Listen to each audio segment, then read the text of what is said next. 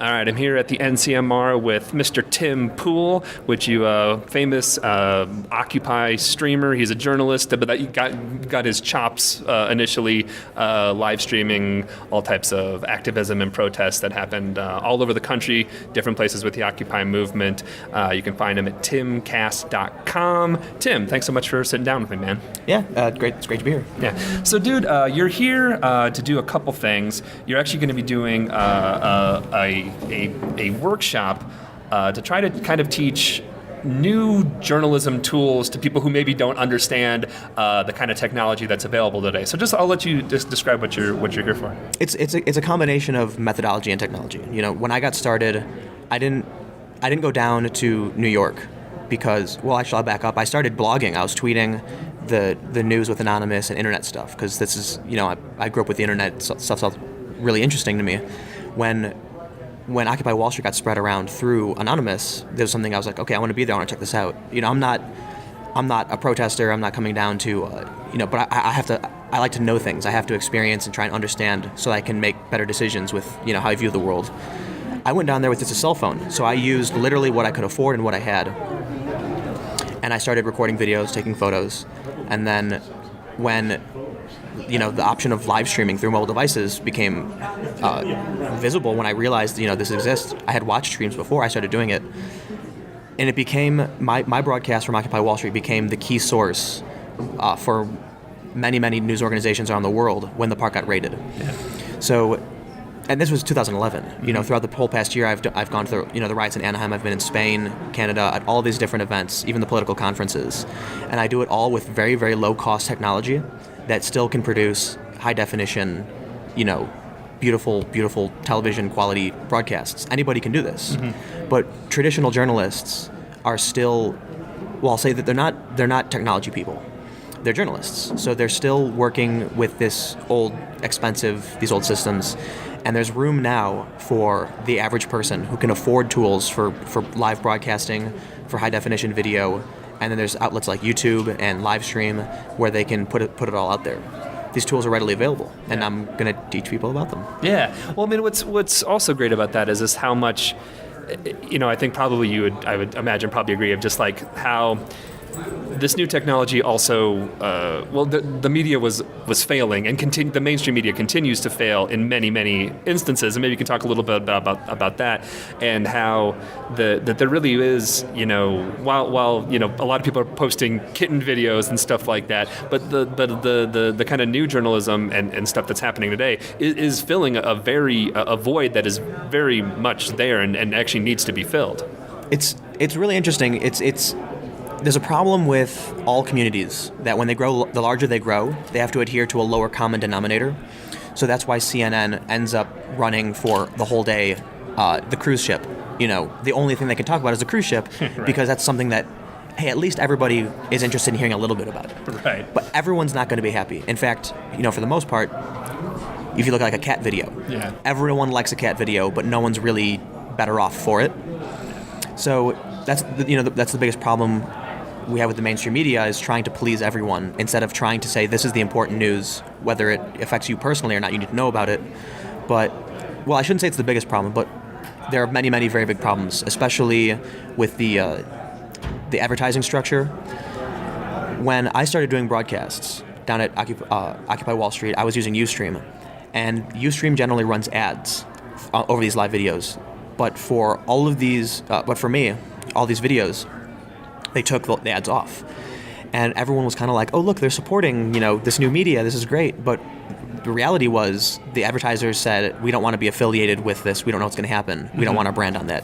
So they had to pull advertising because the advertiser, you know. So when you have a news outlet like CNN or like NBC News and Nike is running commercials on their channel, they're going to be like, hey, we're not going to buy ads from you if you're running stories against us. Yeah.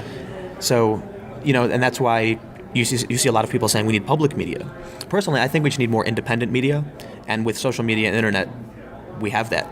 So the more people who get involved, the more likely we are to get the facts and then be able to come to a better understanding of what really happened. Mm-hmm. So you said you're doing a workshop, but you're also doing another panel here. What's the panel on? The panel is on how activism inspired journalism, how it's changing news. Along with, I view myself as I'm a pragmatist. I'm apolitical. Because there's so many debates. I'm more of like a scientist who wants data to analyze. I like observing. But from this activism, there were people who said my story isn't getting out because this network doesn't feel it's important. Right. So I'm going to produce it. And now you have majority of the live streamers, if not all of them, except for maybe two, would consider themselves activists who are going down there to show the message. And we saw with Occupy Wall Street not just live streaming, but we saw the Occupied Wall Street Journal. Priscilla Grimm produced a newspaper out of Occupy Wall Street. They printed, hundreds of thousands of copies to distribute. So as technology becomes cheaper and access to broadcast media and to print becomes more accessible, people are taking up, the storytelling on their own. They're not going to rely on a journalist to come and tell their story. I saw Newsies, the play. Oh, the play? I know that they made a musical. Yeah, it was the musical. And they're on strike, and they talk about how they finally made the front page of the newspaper, and it was a big accomplishment. And if seeing that was funny to me because now we're at a time where if that took place today, those paper boys would have been like, I brought my phone, we're going to do a story and put it on YouTube. Right. Yeah. I hope it goes viral. Yeah. So what were you doing before Occupy? What was like? Were you? What was the deal before all that kind of exploded and took many people's lives by storm, including yours? Immediately before, I was just skateboarding. Nice. I've always I was editing video, so I've done video since I was 12 or so. I've been skateboarding most of my life. I've been playing music most of my life, but more importantly, I've been working with computers and technology. Built my first computer when I was about 9. Was programming video games, simple games, Flash animation when I was about 12 or 13. And then with my band, I was doing audio engineering too. So I was learning all of this stuff just because it was something I wanted to do. When it came time for, when Occupy Wall Street happened, I'm raised on the internet. I knew all the social media channels. I was on the IRC channels, Reddit, all these big, outlets for sharing information, Twitter. And I knew how they worked, and it wasn't really, I wasn't really doing it because I was a journalist. It was like just what you did. It's just you posted social media, you shared what was going on, and I had a lot of fun doing it, and a lot of people really appreciated it. And with, a lot of journalists were praising me and saying this is really good what you're doing, it's helping journalism, and I was like, wow, I didn't even view myself as a journalist. But seeing as how I have this understanding of technology that a lot of journalists don't, I thought, I enjoy doing this. I'm going to continue to do it, and I'm going to help journalism, come into the 21st century. The 21st century, exactly. Yeah. And that's the workshop, and we'll talk about a lot of the similar things in the panel. So in all of, because again, like you said, you've been to, you were covering Occupy Wall Street. You've been to protests all over the world since then, and streaming from other places. What is some of the wildest and most sort of horrific things you've seen? Obviously, in New York there was all types of horrific police violence. You were in Spain, and I've seen photos and video, and that was kind of crazy too. So what's some of what are some of the bigger things that affected you the most? Because when you're in the thick of that stuff, I was at both of the Occupy Boston raids when they went down, and what was funny about that is the whole the mainstream media is like, well, at least they didn't pepper spray people at Occupy Boston. Like that's like the baseline of decency. It's like, well, they didn't pepper spray and beat the protesters, which is kind of sick that you kind of feel better that you didn't get pepper sprayed or beaten. But again, you've been in a lot of places and seen a lot of crazy stuff. Like what's the bigger things that kind of maybe stuck with you the most? That stuck with me the most was getting pulled over in Chicago by about 12 6 or so unmarked cars, police SUVs at gunpoint, pulling us out of the vehicle without word, without announcing, just hands, effing hands, pulled us out of the car with guns drawn, cuffed us, went through the car totally illegal, took credit card numbers, wrote down passport numbers, basic interrogation, who are you, what are you doing here, where do you live, where do you work, all that stuff. Although, my assumption is they knew. The police, it seems very likely, based on the information that we gathered, they raided the apartment we were staying at, and were tracking us the whole time. So that stuck with me for Then there was Anaheim, getting shot at by the riot police Yeah. with beanbags, pepper balls, and rubber bullets.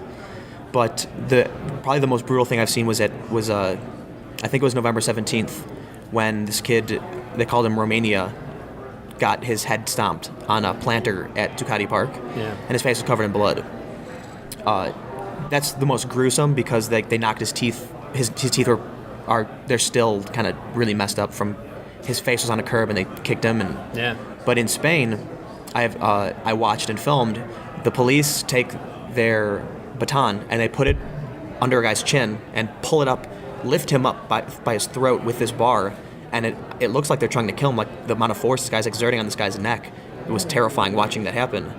So the real interesting thing is the way the police treat journalists at all these different places. In New York, it's like, oh, you're a journalist? Great, I'll arrest you. But in Spain, as much as these cops were, shooting rubber bullets, beating people, all I had to say was periodista, journalist, and they would just walk right past me. Let me do my thing. Wow. Yeah, crazy, man. That here and we're supposed to be in a free country, which obviously, if anyone was paying attention, it's obviously not the case. But man, Tim Pool, really great talking to you, man. Again, it's the work you did documenting all of Occupy was unbelievably important and stuff. So thanks for taking the time, my friend, and thanks for talking to me. Yeah, thanks for having me.